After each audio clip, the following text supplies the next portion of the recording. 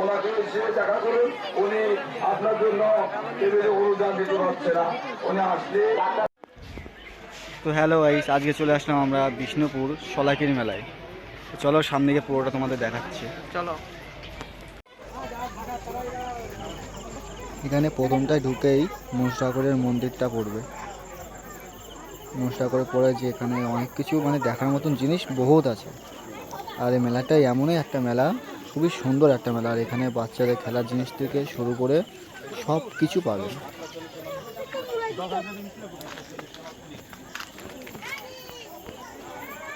এরপরে আমরা সামনে এগোতে থাকলাম, এগোতে এগোতে এখান থেকে অনেকটা দূরে হেঁটে যেতে হবে, অনেকটা দূর। আর সাইডে দোকান পাশে তো বসে গেছিলাম অনেক। আর এখানটা এটা দেখে প্রায় ফার্স্ট টাইম আমিও ভয় পেয়ে গেছিলাম, সাপের মতন পুরো দেখতে।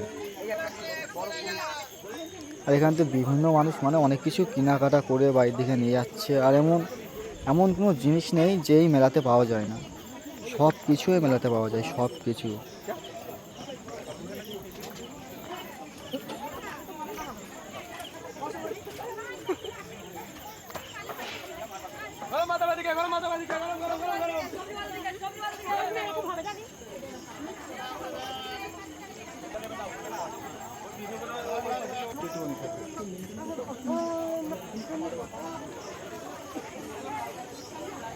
এরপরে আস্তে আস্তে আমরা যাব মন্দিরের দিকে। প্রথমে মন্দিরে গিয়ে প্রসাদ কিনে নিয়ে তারপরে মন্দিরের ভিতরে ঢুকবো।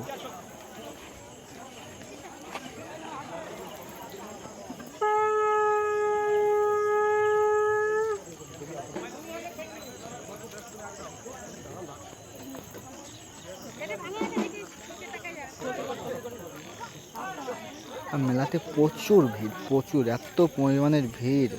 আর এখান থেকে সব কিছুই তোমরা নিতে পারবা। আর এই মেলাতে যেতে হলে মিনিমাম যদি কিছু কেনাকাটা করো তার জন্য এক্সট্রা পয়সা তোমাদেরকে নিয়ে যেতে হবে।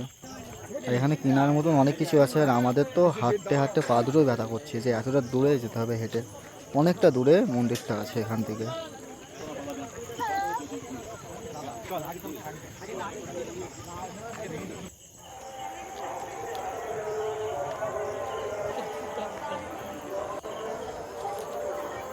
তারপরে গেলাম পুজোর বাটা এটা সব কিছু কিনে নিলাম। যেমন যাবো সামনের দিকে, এটা হচ্ছে মন্দির।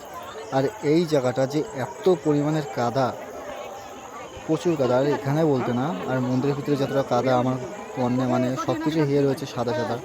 তার জন্য আমি দিয়ে দিলাম আমার মামাকে, যে ওটাকে নিয়ে মামা যাবে মন্দিরের ভিতরে, আমরা বাইরে দাঁড়িয়ে থাকবো। আর এই হচ্ছে মন্দিরটা। আর এখান থেকে সবাই পুজোর বাটা টাটা এখান থেকে কিনছে, কেউ কেউ বাইরে থেকে কিনে আনছে, আমরা সাইড থেকে কিনেছিলাম।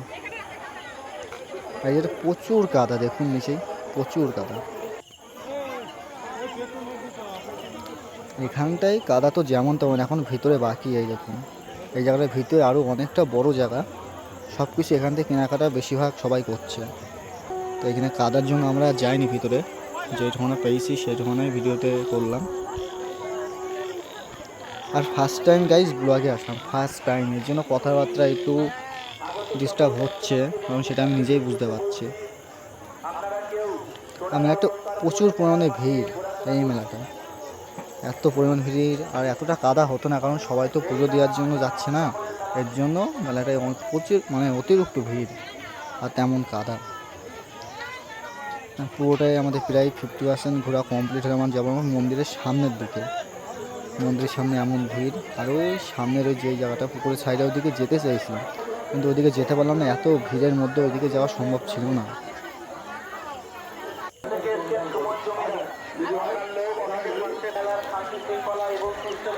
আর এখানে যে এই হলো মন্দিরটা, এই মন্দিরের ওই সাইডটায় অনেকটা হেয়ে আছে। আর এই যে সাইডের এখানটায় হলো, এখানটায় মানে সকালবেলায় ভোরের দিকে পাঠা বলি দেওয়া হয় এই জায়গাটায়।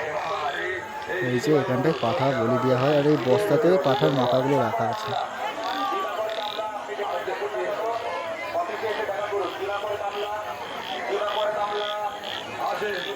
আর এই জায়গায় পাঠাটা বলি দেওয়া হয় একদম পুরো ভোরের দিকে। যাদের বাড়ির কাছে বাড়ি হবে তারা একমাত্র দেখতে পারবে, আর যারা লংয়ে বাড়ি হবে, কারণ আমাদের এখানটায় যেতে প্রায় মিনিমাম 2 ঘন্টা টাইম লাগে, এবং সেটা আর আমাদের দেখা হয়নি।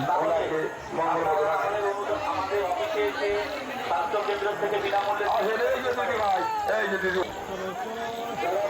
কাজ করেন, কারেন্টের কাজ করেন, তারা ভিডিওতে অনেক কিছুই হচ্ছে, আর ভিডিওতে অনেক মানে ভিড় আছে মেলাটায়। আর মেলাটায় গিয়ে যে এনজয়টা পাবা সেই এনজয়টাই আছে, কিন্তু এই রোদের মধ্যে আর গরমের মধ্যে পুরো যেতে হলে একটা জলের বোতল সঙ্গে তো লাগবেই। সব কিছু মানে রেডি হয়ে গেছিলাম। আর এই কাদাগুলো ফের থেকে আবার দেখলাম মন্দিরের সাইডটা একবার ঘুরে দেখলাম বাটাটা নিয়ে। এখানটা পুজোটা দেওয়া হয়ে গেছে, তারপরে এই বাটাটা নিয়ে আসলো।